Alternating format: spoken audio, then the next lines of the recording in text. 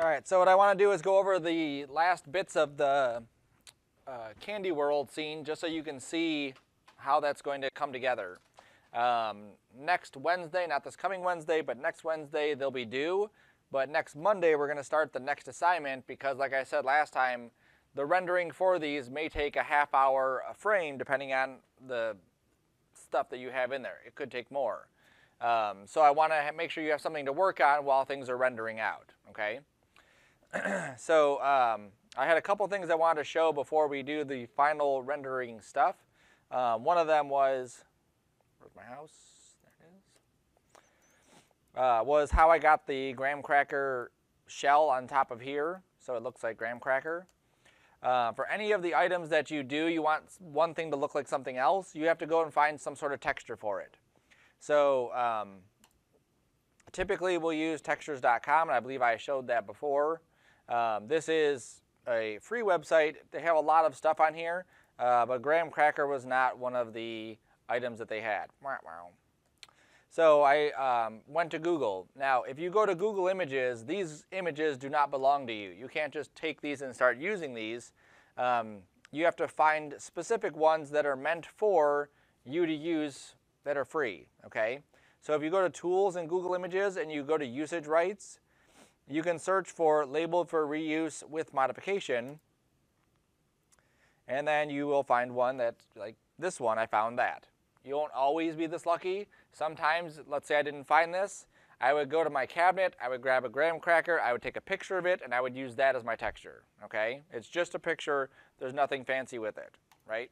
So luckily they had this one. So I'm going to copy this image, and I'm going to go into Photoshop, and then paste the image. There we go. All right, now whenever I bring a texture from one program or one texture into my software, I want to process it a little bit. One of the things I need to do for this specifically is I need to crop it. There's a lot of white space in here, and that's just unnecessary, right? I only want the graham cracker, so I'm just going to crop it so I get the graham cracker. If I overlap a little bit, that's fine. If it needs to be rotated or whatever, that's fine.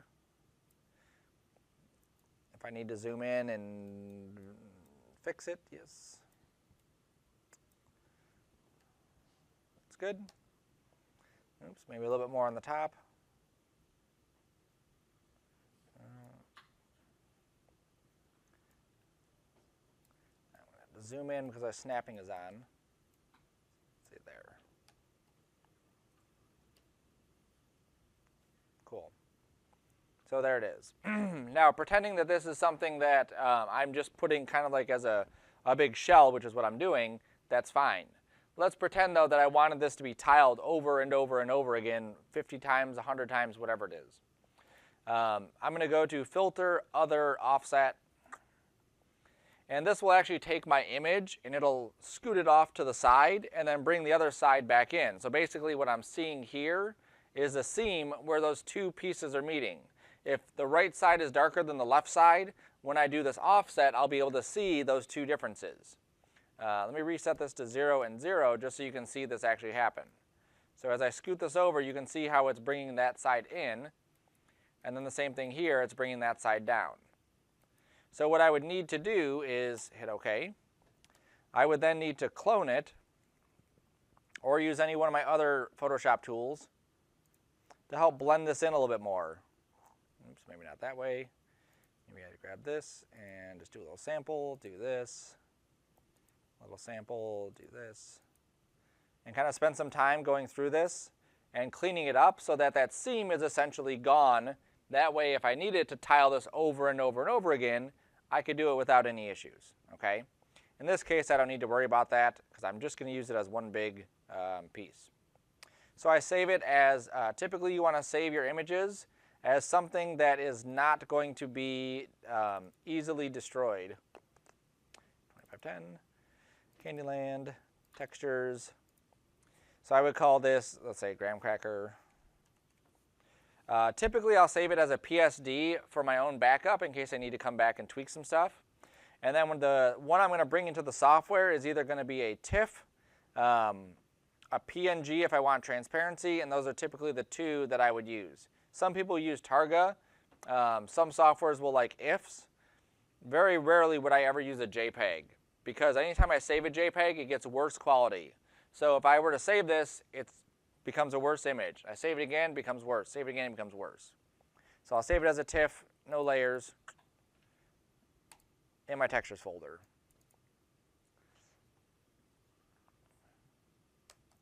Okay.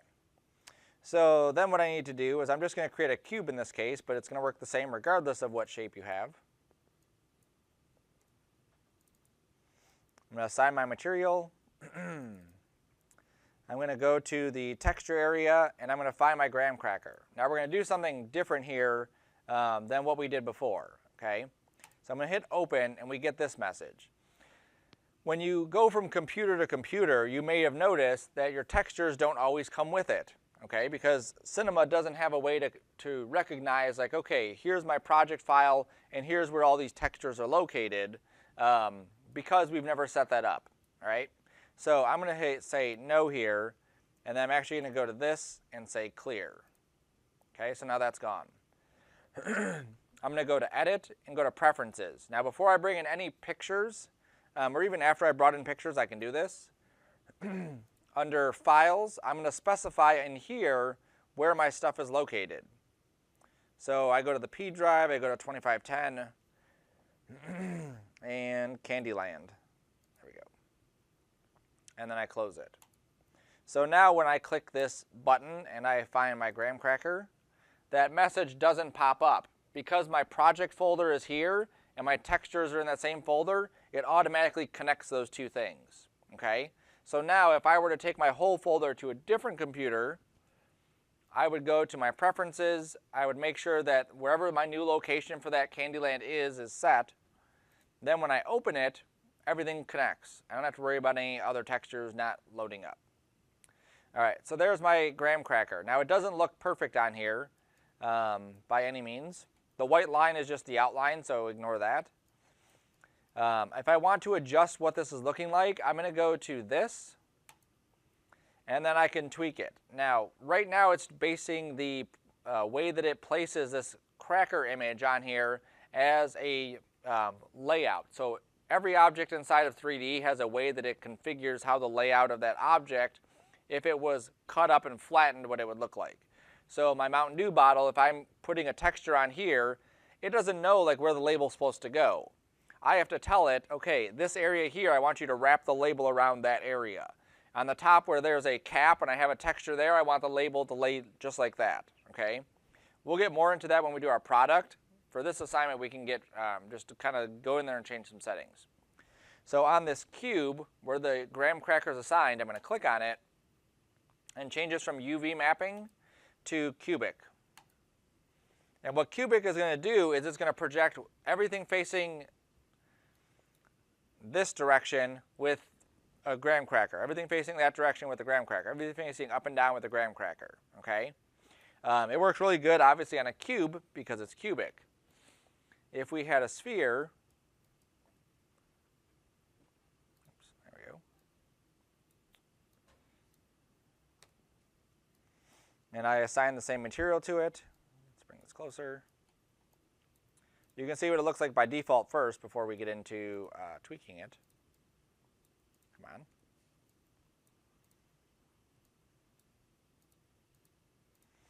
on. Now I'll go into the sphere and I'll set this to cubic. And it's essentially going to do the same thing.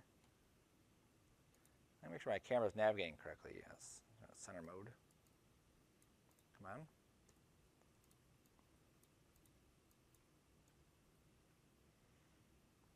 My camera doesn't want to snap correctly or spin correctly. I'm just changing different modes. There we go. Okay, so now this is doing the same thing. All the faces that are generally facing one direction get a flat projection. Everything facing another direction gets a flat projection. So it's basically just like shooting this image in all these different areas. On the cube, it works out perfectly. So if I want to adjust what that looks like, now I can go into this. Now I can just use my regular move, rotate, and scale tools and adjust how this is laying out. Now it might be kind of difficult to see, but if you just look closely, you can see how that texture is laying out right on top of it. Okay, so what I'm trying to do here is just line it up so that it matches exactly where I want this to be. Let's say shrink this down like this, shrink it down like this.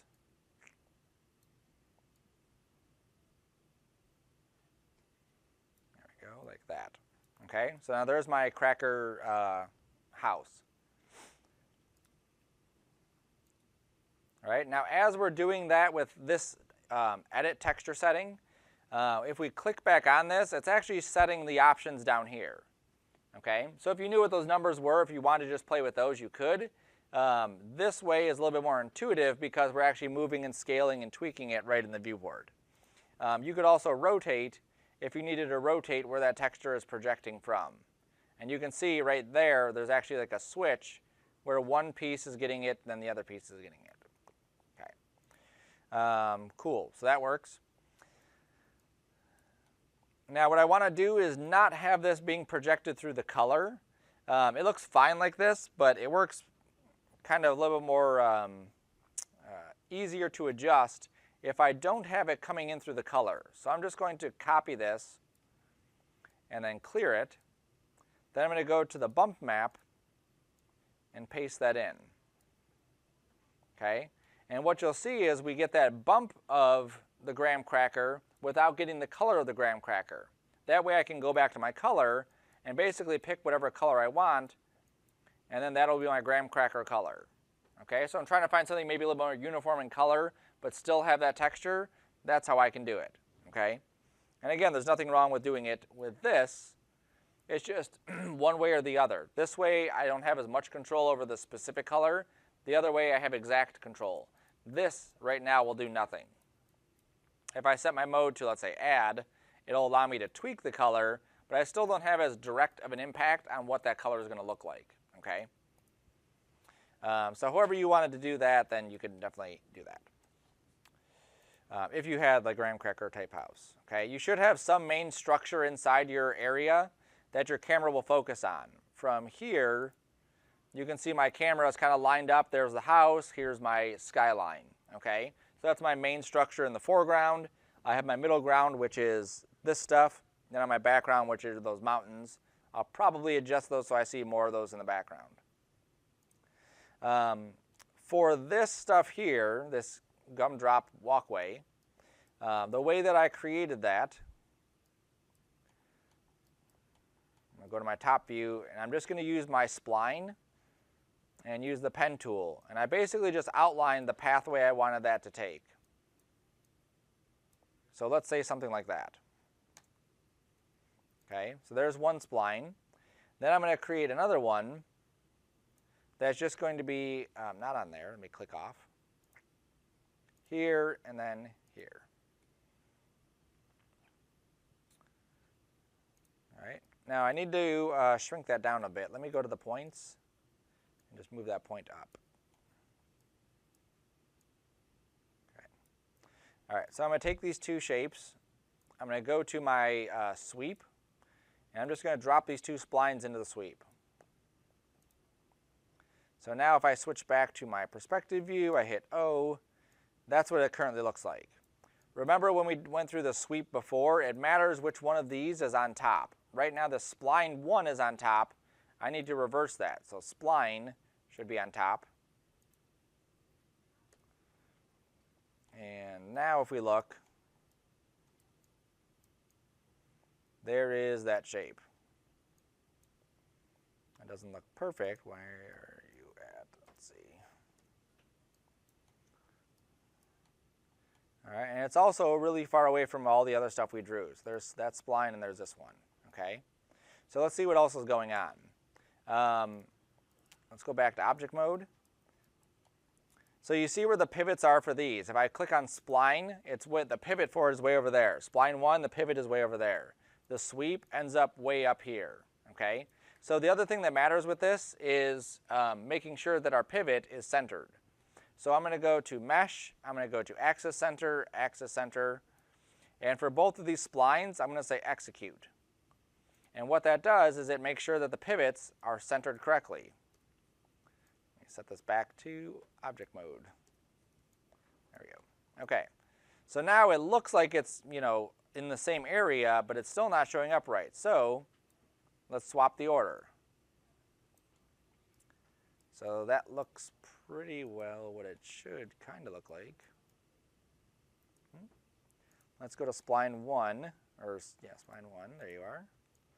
And this might have to be just a bit bigger, it's probably too small. So let's go to the points, make it a little bit bigger. Now it still looks really funky, I'm not sure why it looks so funky. Let's go to the sweep. Oops. Come on.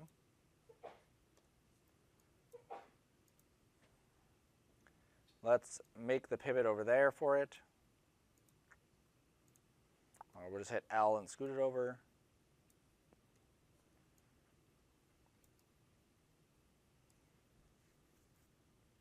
All right, let's go to the spline here and we'll change the way that it's dividing the points up. So this was our original one, the pathway that it took. I'm going to choose how the points are getting separated. So I'm going to say uniform and then change the points here. There we go. Okay. Go to spline 1. Make that linear. Don't want to close it. Make that natural. Yes.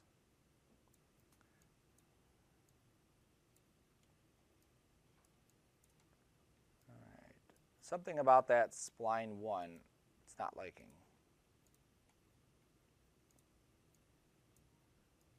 Oops. Let me delete spline 1 and we'll redraw spline 1. There we go. I just used the one I used before and that seems to be working. Okay, so there's my pathway. And if I go into my spline here, which is the path, and I change this number, you'll see how it changes the amount of divisions in it. Okay, so that's the divisions on the original path. That translates right into the sweep. If I grab the points on this, I can adjust what the path is looking like. So if I needed this to be moved over, tweaked, whatever, I can do that. Somewhere over here is a point. There it is. Okay, so now what I'm going to do is I'm going to get an item to duplicate itself around here. So I brought in my gumdrop. Oops. Gumdrop. There we go.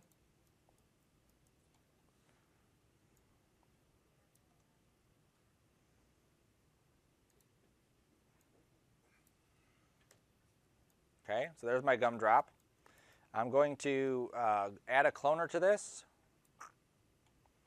and then change this to be an object cloner, which means I'm going to attach it to an object. And the object I'm going to attach it to is this here. Okay, so I'm going to drag the sweep down to the object. And what you'll see is that it automatically will duplicate itself on the vertices.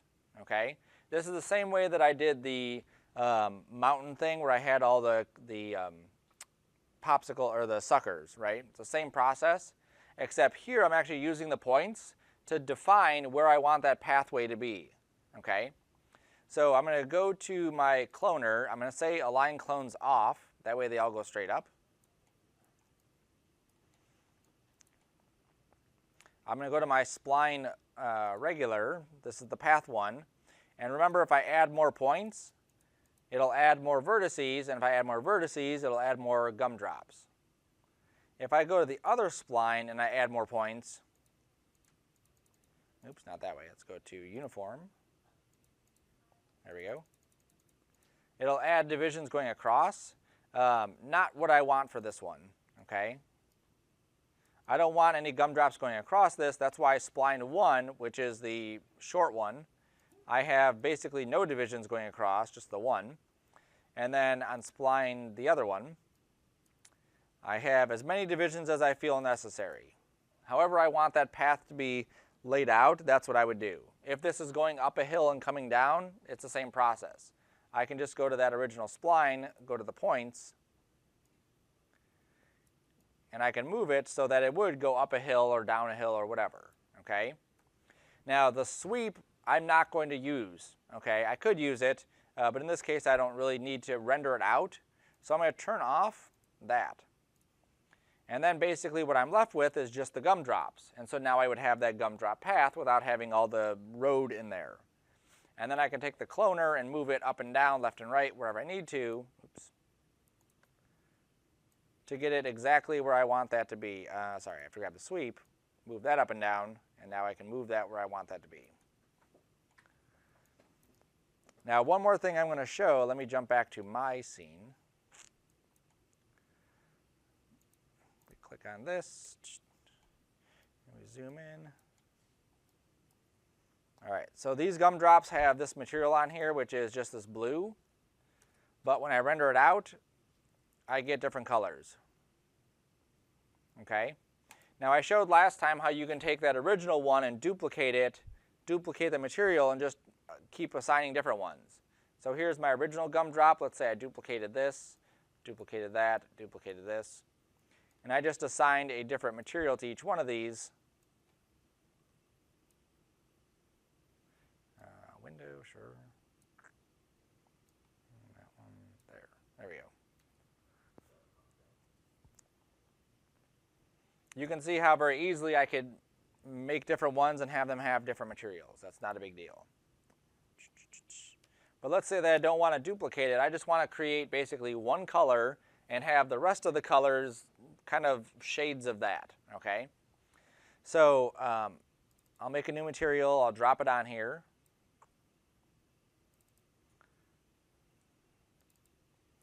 And under the, let me pick a color first, so let's say that blue.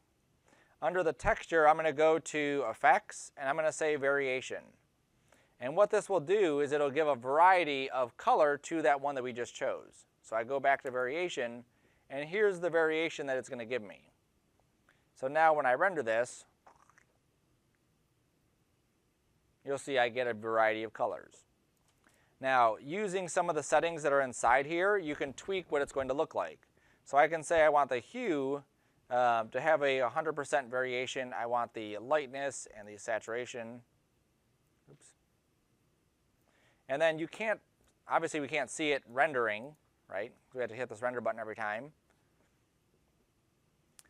So what I'm going to do is I'm going to go into Render, and I'm going to turn on Interactive Render Region. And what this will do is it'll render out this section. And then as I start making changes here, here's contrast,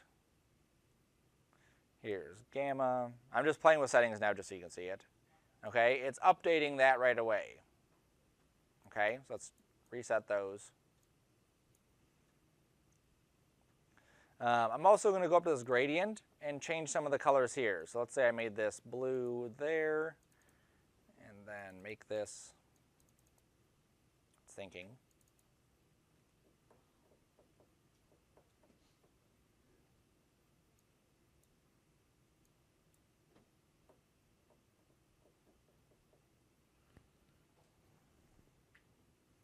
And then make this another color here. It was on my other screen.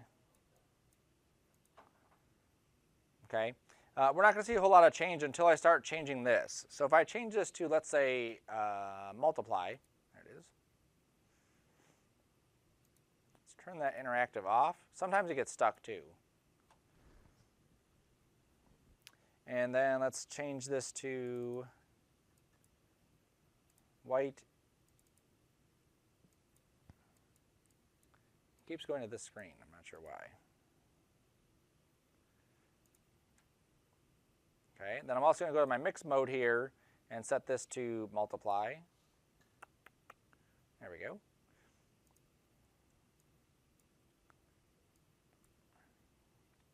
And then now I have basically shades of different blues that are covering that area. You could try different modes. You can say add, and it'll give me more pastel-y colors, or I can go to multiply it, like I said. There's a lot of different ways that you can separate how you do this. Okay, so that's one way you can kind of make a variety of different things.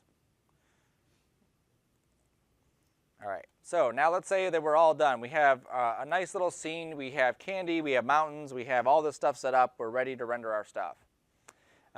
If you remember from our turn-in sheet, we're going to be rendering out 4 different images for this. So the first one is going to be your default, okay? So let's go to our spot here. Let me minimize all these things. Okay, let's go here. I can assess whether I need to adjust my camera. We added that protection on it before so we don't accidentally move it.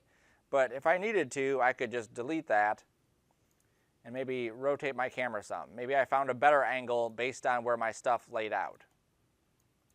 Like that might be a better angle. So now I'll add my camera protection back in so I don't mess it up.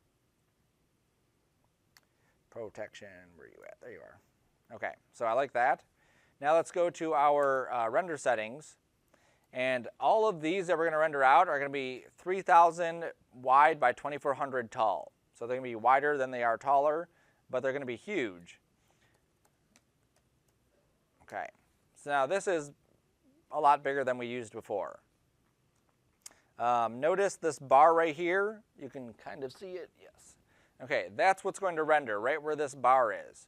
Because we're no longer dealing with something that's more like widescreen, it crops in the sides more. So again, I may have to delete that lock and adjust my framing a bit. Okay, like that. Good. Now lock it again. Cool. All right, so I'm satisfied with the way that looks. So I'm going to add some lights to the scene. So I'm going to go to, let me make sure I have my other stuff turned off. Yes, yes, yes. Okay, so let's render that again.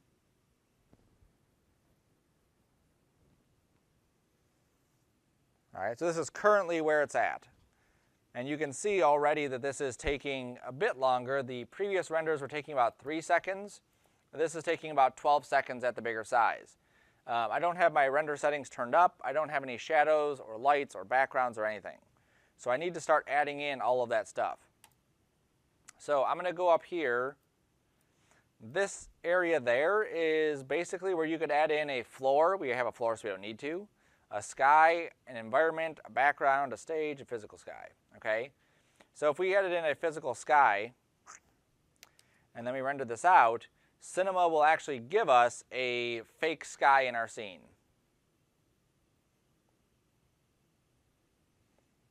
And you can already see I have shadows now. I have some lights. I have some differences in my scene based on where the sun is.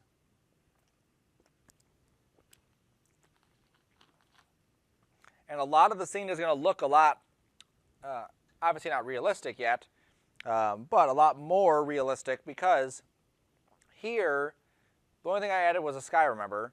Here I have these very reflective items, and those things are not reflecting anything. Way up in the sky, there's nothing.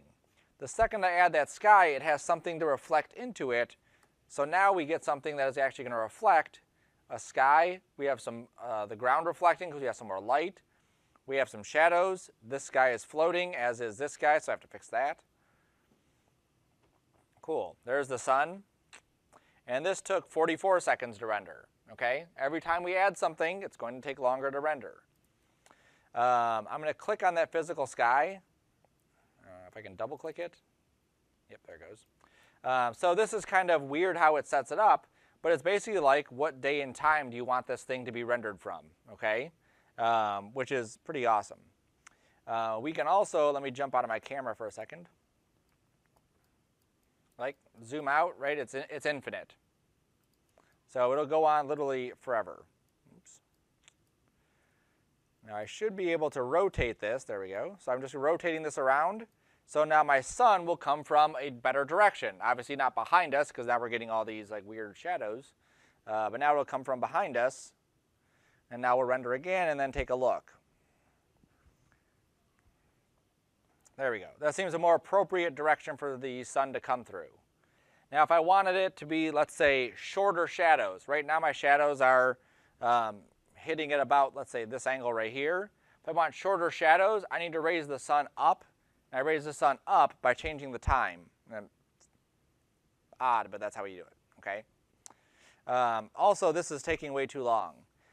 I don't want to do any of my previews and have to wait 44 seconds for it to come out. So I'm going to go to my render settings, And instead of this being 3000 by 2400, I'm just going to cut these into half, let's say. Or actually, I'll just divide each one by 3.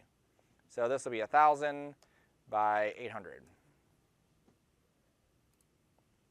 Okay, that's the same proportions, it's just going to be smaller, which means it'll render out faster, which means I can make adjustments happen faster. So now instead of 44 seconds, this takes 9 seconds. All I'm looking at is lighting, I'm looking at shadows, I'm looking at just the overall scene. There's obviously a difference between the two, but I can deal with this while I can work quicker, okay? So if I need to adjust my sky, I can double click it. I can change the time, change the sun's intensity, the saturation. I can give it a different color. Oops, custom color there. Let's just go crazy and then let's see what that looks like. There we go. Now just because I changed the sun's color doesn't mean I changed the sky's color. So that's another thing to pay attention to as you're working. Come on. Yes, just update that. So when I go to sky, I should be able to change the color warmth. Nope. Night and day, saturation, hue correction, there we go. And so now I have more of a pinky, purpley sky also. Okay? A lot of times I'll leave it as is and just tweak it inside of Photoshop if I need to. Especially if it's just something like that where I'm just tweaking colors. Here's my shadows. So if I want my shadows to be a little bit softer, I can maybe take the density down. So let's take this maybe 25 or 45. That should be good there. You could add things like clouds.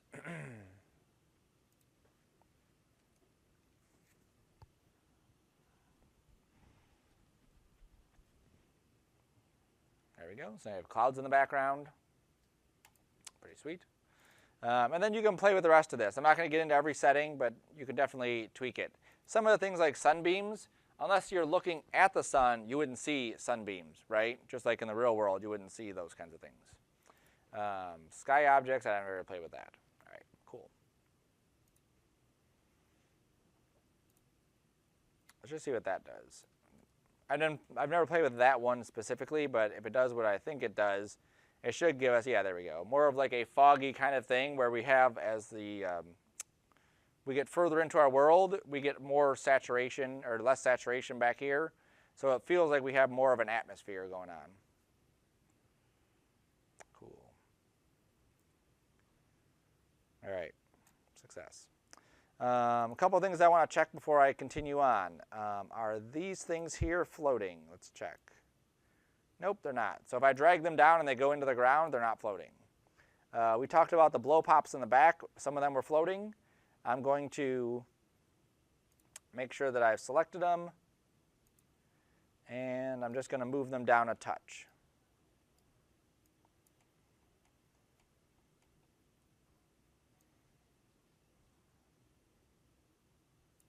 Oops, I will not move them down a touch. I will have to go into my MoGraph effector. And I'm going to add a plane effector to this. And that plane effector, I can just nudge this down.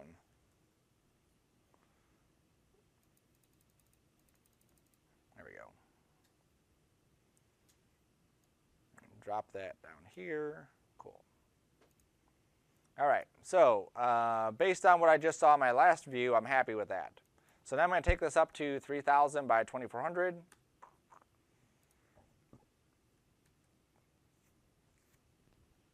I'll render this out, and I'll let it do its thing.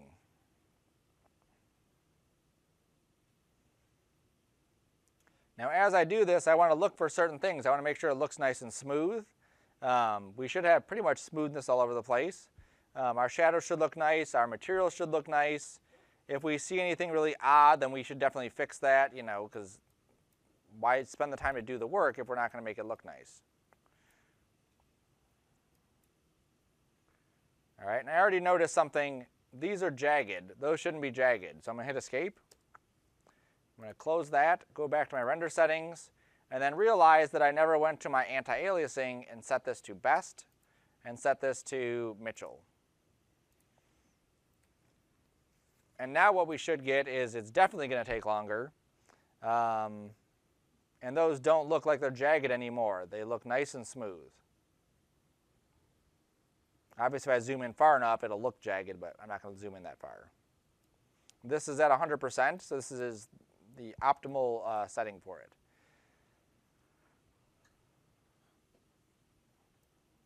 Okay. Now you can see how long this is going to take for this render. Like I said, these could take a half hour.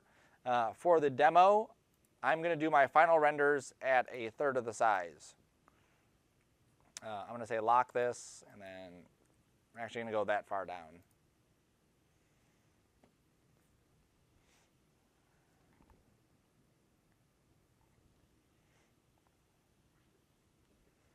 And even at this smaller size, you can see how long this is taking compared to the other ones.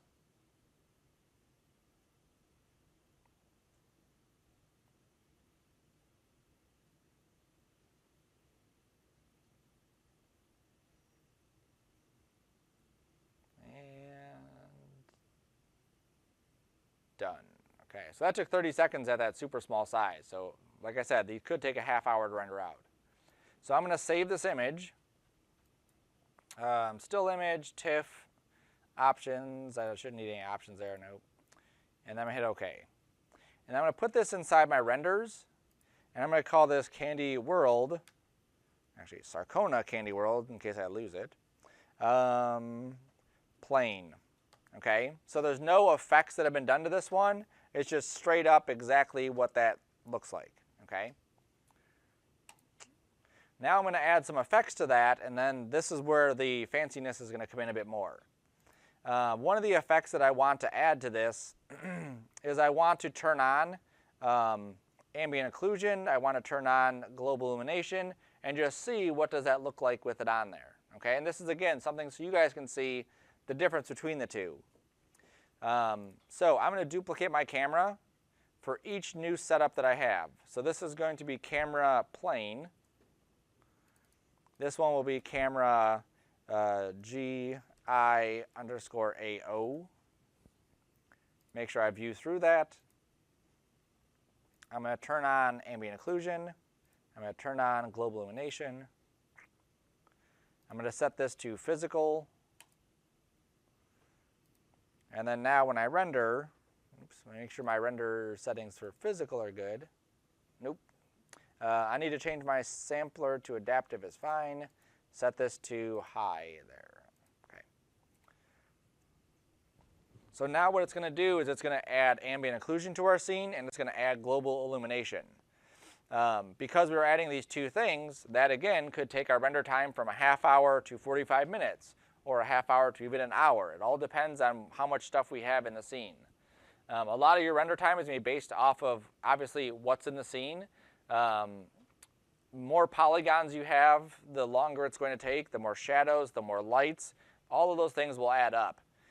Also, the system that you have. So my station, being a laptop, is not going to run as fast as these stations. They have higher processors, and they have more RAM than my station, okay? And it's always, like I said, interesting to kind of see the before and after.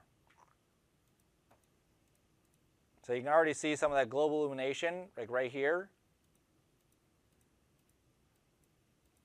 We're definitely getting a little bit more of that, bounced light.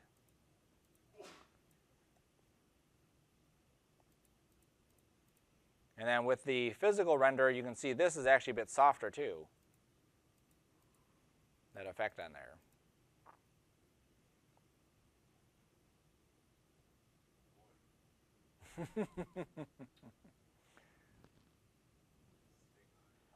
It is right there. And it'll happen too. Like it'll find a spot and it may stay at that spot for 5 minutes and then jump and the rest of it's faster. It's just a matter of how long it takes. All right, so for us, we're going to pretend that spot is done. There we go.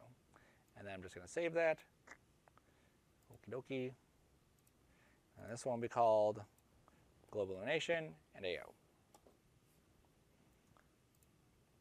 All right, so I'm going to duplicate my camera again. And then this one we will call lens effects. View through it. So under the lens effects, I can scoot this over, it doesn't hurt anything. I'm going to go to the physical area, and there's a couple things I could do here. One of them is lens distortion. So if I crank this up to 100, I crank this one up to 100, I'm going to turn off my ambient occlusion and global illumination. Oops.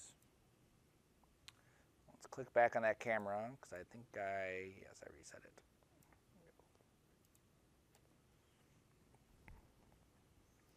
That lens distortion, what it should do is it should fisheye it. Okay, so we get more of a fisheye lens than just like this standard camera. And just for the lecture purposes, I'm going to take my physical settings down to low. You will keep them at high for your final rendering.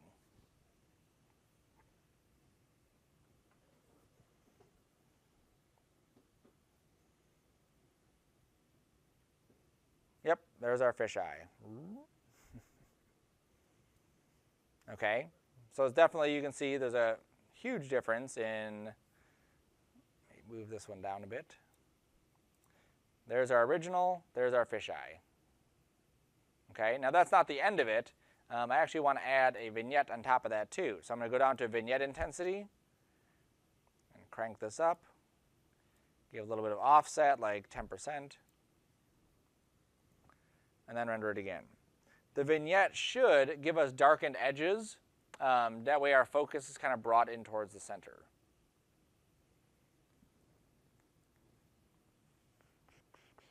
So what type of setting would you use the fisheye? If you just had a special kind of effect that you were trying to do for, let's say, a bug or something, you wouldn't necessarily need to go this fisheye with it. Sometimes you just want a little bit. Sometimes when you're matching up footage, so let's say I shot something with the GoPro, and then I want to put a 3D piece of geometry or whatever in that video, however much the GoPro distorts it, my video has to also be distorted that much. Okay? So there we go. So that's vignette, no vignette. So you can see the vignette definitely adds a nice touch to it. Don't go too crazy with it. That's 500%. This is going to be basically black around the edges, which is going to be too strong. Yep, right there. So that's too strong of a vignette, okay? So I think 100 was probably good.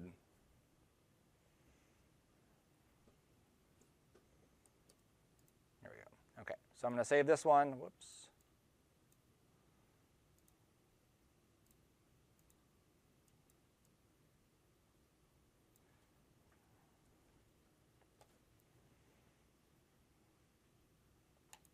There we go. And now I'm going to duplicate my camera again. I'm going to go back to my plain camera and duplicate that one. The lens effects one has the vignette stuff on there. This plain one does not have anything. So I'm going to go to that. And inside here,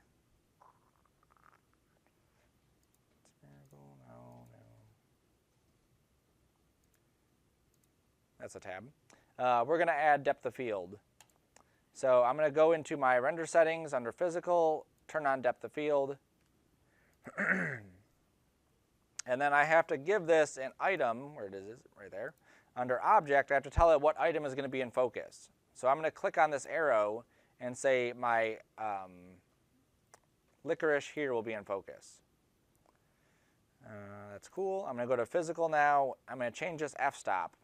Okay, now before I do, just so you can see what it looks like, by turning on depth of field and choosing an object, that does not give us depth of field. What we want to have is that item is crystal clear, and then everything else around it is kind of fuzzy. Like as it drops off, it gets blurrier.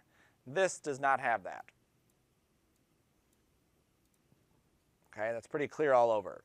I have to take this f-stop down, and the lower that f-stop number, the more blur we're going to get. So at 8, there was pretty much no blur at all. At 0.1, we probably have a lot of blur, which you can already see.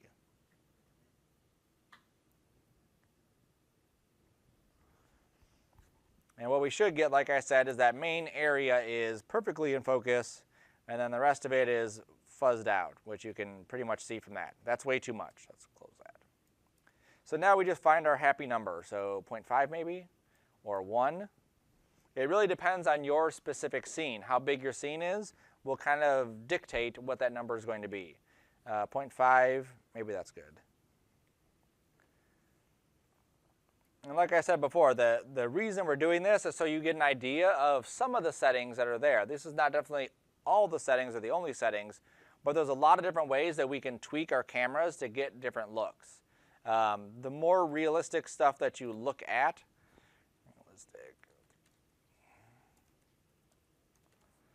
the better idea you'll get for what is going to look appropriate. Right? So a lot of these things you'll see like this. There's obviously a sky there. They're getting some bloom from the light coming in from the trees.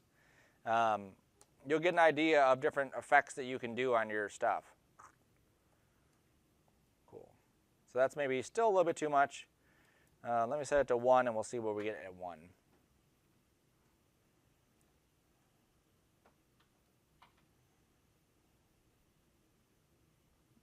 Yeah, that's probably good right there. Okay. Now, it's fuzzy in the background because my settings are still low. You'll have your settings up to the highest. In the meantime, like basically what I do when I'm doing this kind of thing, I lower all my settings. The resolution size, the quality, I lower everything until I get something I'm happy with like this.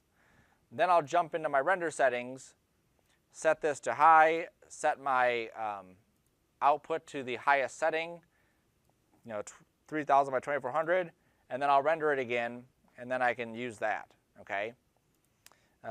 Cool, so that'll be it for that one. So we go to save, we say okay.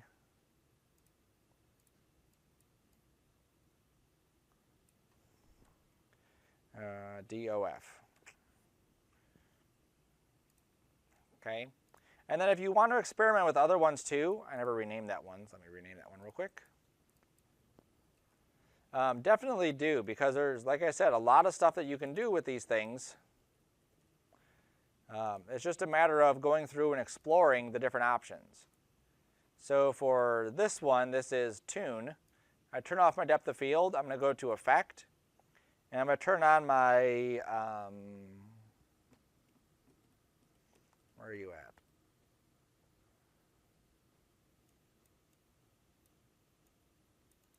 Oh, it should be right there.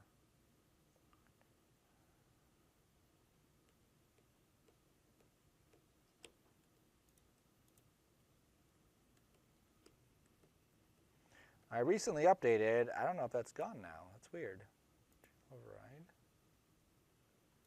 Oh, I think it's under standard. That's why.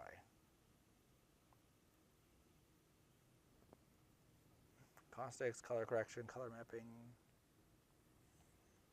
There it is, Sketch and Tune. All right. So Sketch and Tune is under standard. This one is a neat one. What it'll do is it'll actually make like cell shading. So all of our stuff, instead of it being like shaded and colored and whatever else, we'll actually get like flat color across the board, and then we'll be able to have lines around each thing, like if it was cell shaded, like drawn. Last semester, this was one of the 5 that we did, but some people it didn't work. For whatever reason, it just didn't like it.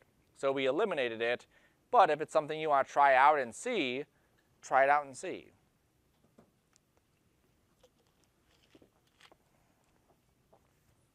I'm going to hit escape on this one because it's already taking way too long. Let me jump to one of my other scenes.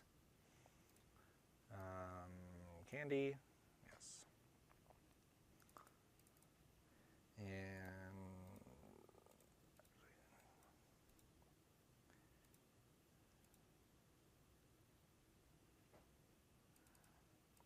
there we go. So I'm just going to turn on the Tune shader here just so we can see what that would look like.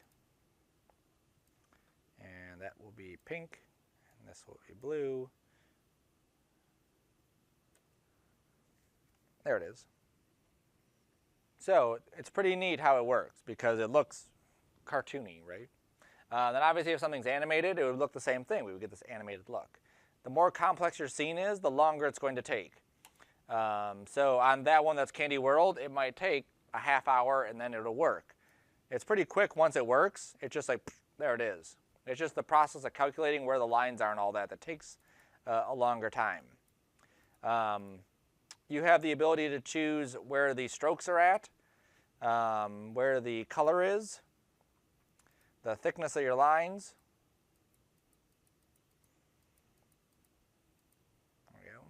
Opacity, render settings. There's a whole bunch of different things that you can tweak inside here. So if you want to play with that as well, you definitely can. Okay. So by the time you're done inside Cinema, you should have 4 files that you've rendered out. And then what we need to do is, here's my 4 files. I need to bring them into Photoshop and combine them into one. Okay. So I'm going to make a new document.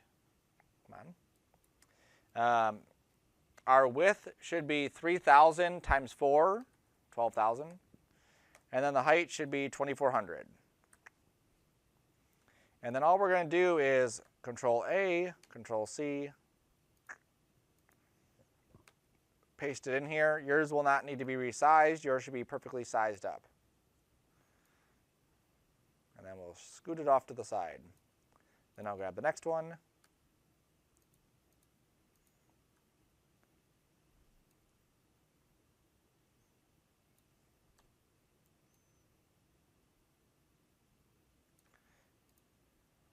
That one, close that one.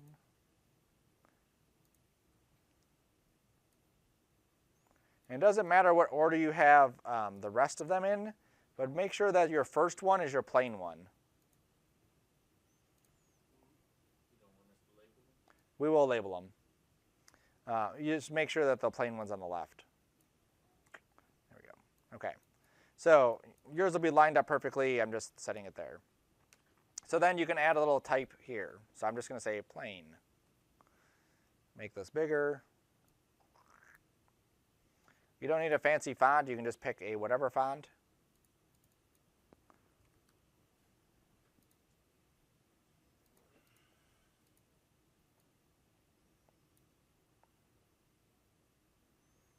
Why is it that color?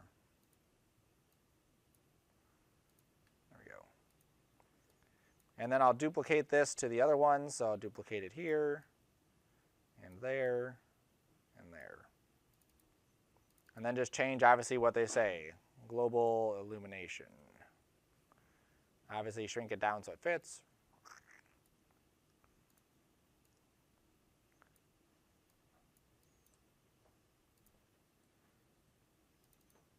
I think I probably want to put that on a separate line and left justify it. That looks nicer. And this is depth of field. I'll left justify this. I'll shrink it down a bit.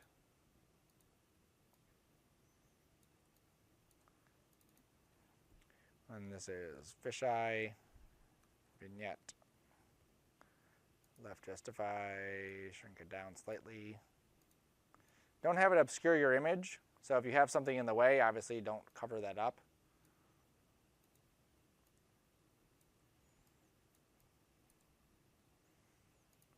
And maybe I can find a happy medium for all of these. Yep, 200, perfect.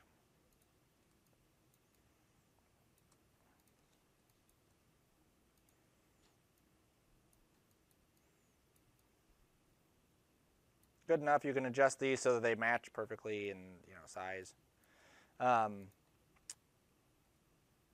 You could also adjust what these look like in Photoshop using the same Photoshop stuff that you've used before.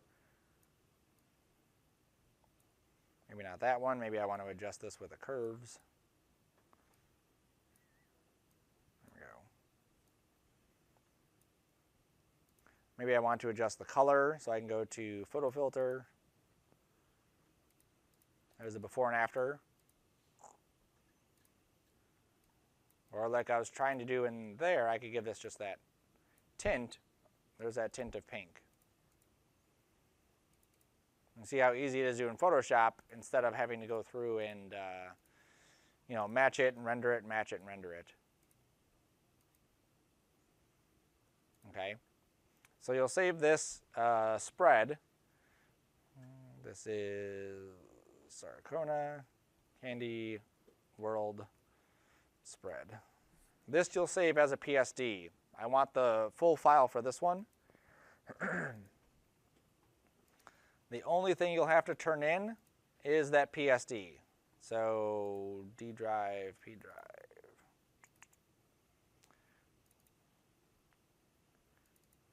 Sorry, not just the PSD. You'll turn in the 4 images plus that PSD. Okay. So those will be in your renders folder. Your scenes, you may have 20 different scenes inside here, but you'll only give me the latest one. Your textures will have just whatever textures you're using. Reference will have whatever references you're using. Oops. Now I can put these in my final folder. Cool. Okay, and then that folder gets dropped into the turn-in folder. That should be it. Questions?